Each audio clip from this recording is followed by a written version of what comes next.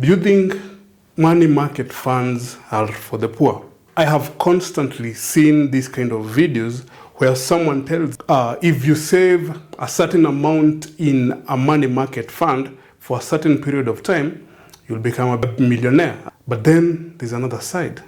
Because if you only smell the rose without thinking about the thorns on the stalk, then you'll not understand the perfection of the plant.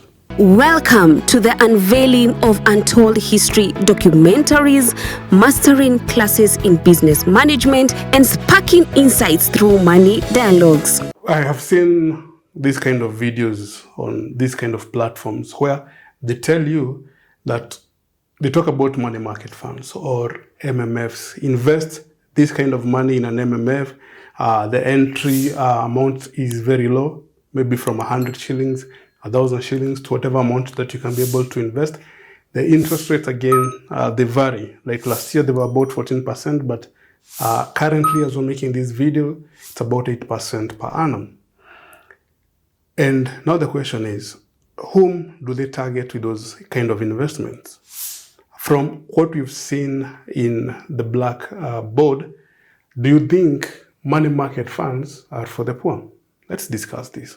Here, we have this kind of people, or rather this kind of investments. One, we'll call it low-hanging fruits, and the other one, we'll call it high returns for sophisticated investor.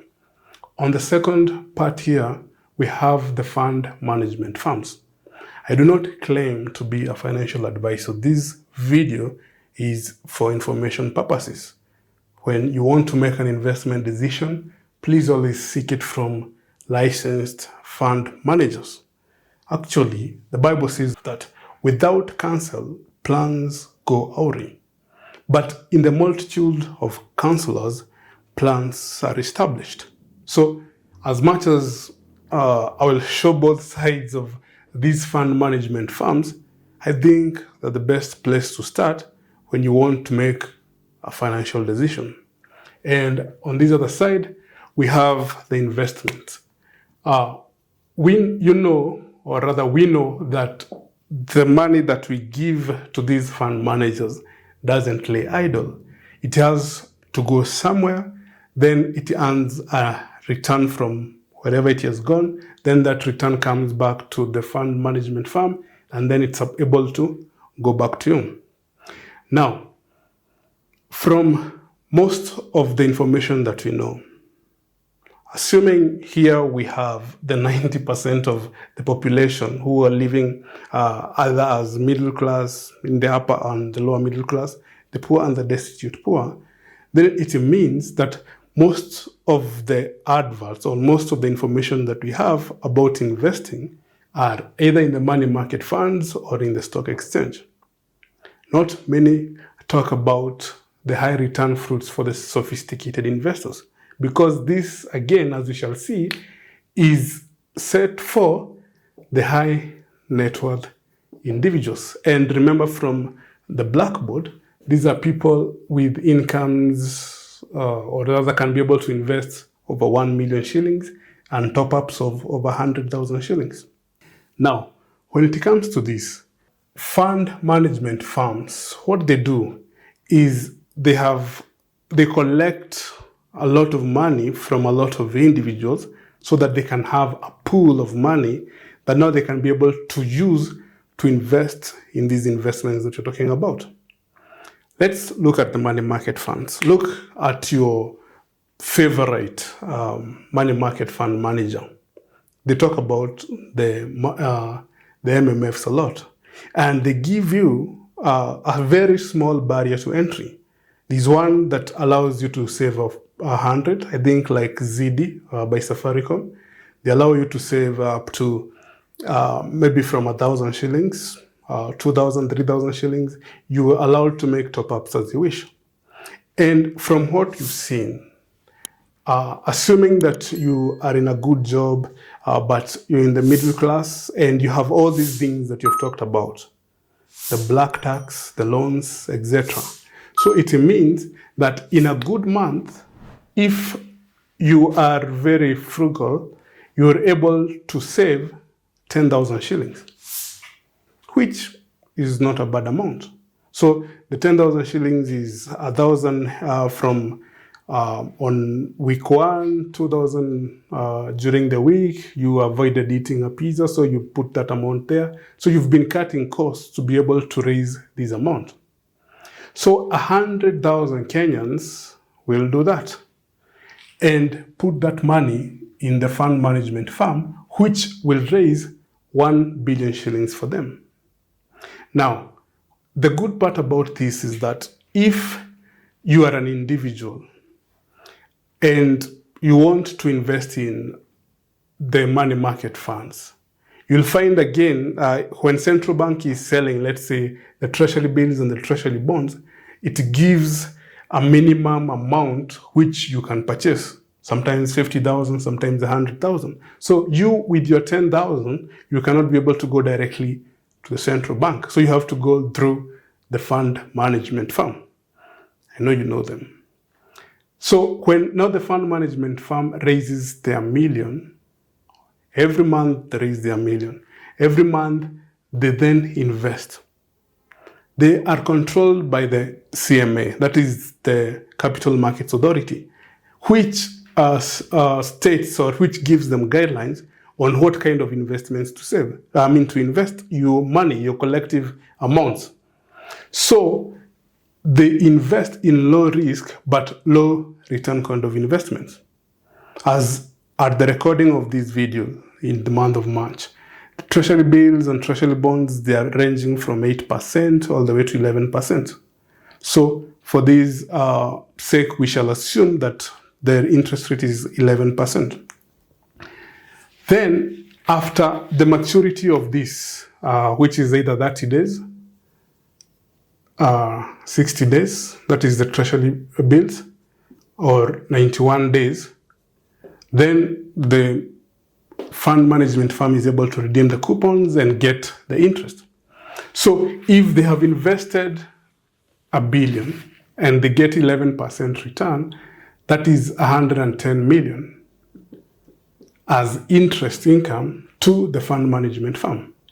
But then remember, after they get that 11% return, they have to deduct their management fee and give you your return on investment based on what is left after they take their management fee.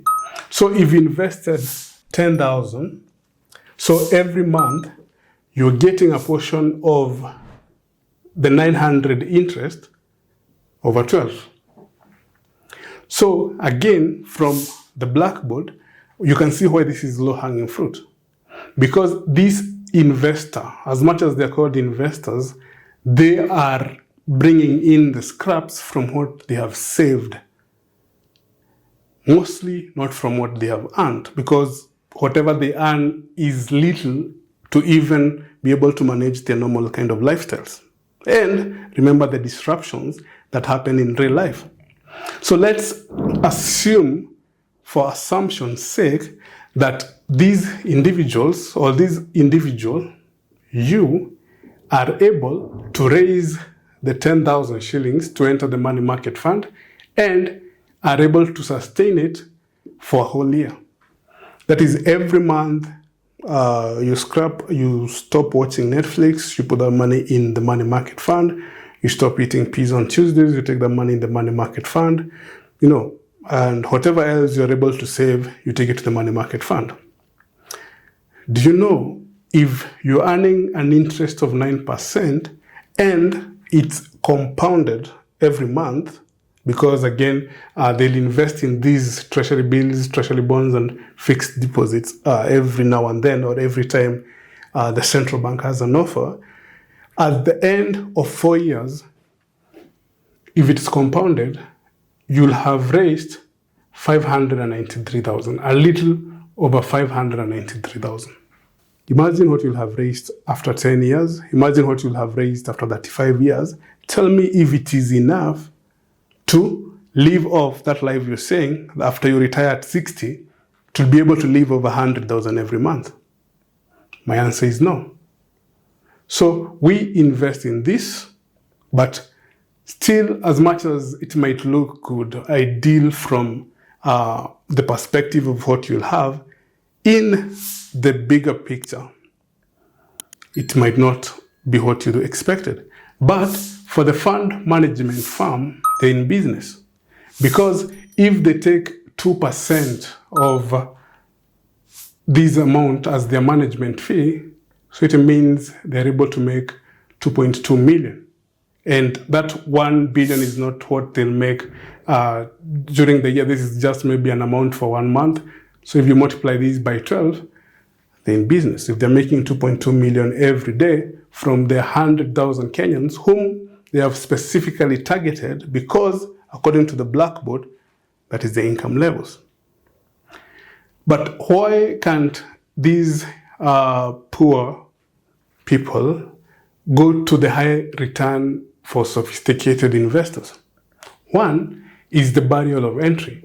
You find that in most cases, you're required to have an initial capital investment of 250,000, sometimes 500, sometimes more. And the monthly contributions, in most cases, they are above 100,000. So whom does that fit specifically? The high net worth individual who earns probably 3 times that they're able to live a life with a lifestyle of 100,000 and able to save the other 100,000 in not the money market fund, but in these special funds. I'll mention a few. If you go to Faida Bank, you'll find Oak.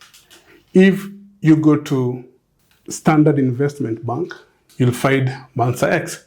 If you go to other firms, you'll also find other special funds that they have. And what is surprising is that sometimes they have a return of up to 29% per annum. So what is happening here? Your initial investment to enter is high, the monthly top-ups are high, and the rate of return is high. But they're not taking all this money to the money market funds. They're taking it to commodities like oil, like gold. They're taking it to derivatives. I think we discussed what derivatives are in another episode. They're taking it to fixed income investments. They are high risk but high return investments. So you, with your 10,000 shillings every month in a money market fund, are able to raise 593,000 at the end of 4 years. But this guy is able to raise over 9.7 million in the same period of time, compounding the interest the same way that is compounded in the money market funds. So meaning that the fund management firms know what they're doing. They target us for the low-hanging fruits, which they invest in low risk, low return, and they take the management fee so they make a good income, but they give us a very, let's say, okay, 10% might look like a good interest, but depending on the money, it's not a good amount. But for the high income, high net worth individuals, they give them special investments or special kind of places to invest, and they give them high returns. Assuming in the worst case scenario that the return is 20%, then this is what would happen. But if they are to give what they claim, if you check them, you'll find out that you'll probably even earn more than 10 million, or rather have a total of 10 million at the end of this. So these graphs are there to compare between the two. The cumulative interest for the money market funds and for the special funds, and the interest growth for the money market funds and the special funds. You see the interest growth for the money market fund, it's almost horizontal against the timeline, while the special funds, the interest growth is exponential. So that's the big difference. So when you're saving, know what you're saving for. It's for the future. Know that that future is disruptive. Know as much as it's disruptive, you should be able to put your priorities right. And if you're able, then become a high net worth individual and be able to enjoy this kind of investments. So this is just a preposition. I know there are many questions, there are many things that you might not view the same way that I view them. That's why we have the comment section. So please like this video, share with your friends, comment, and let's have a discussion. And please tell me what else you want us to discuss about.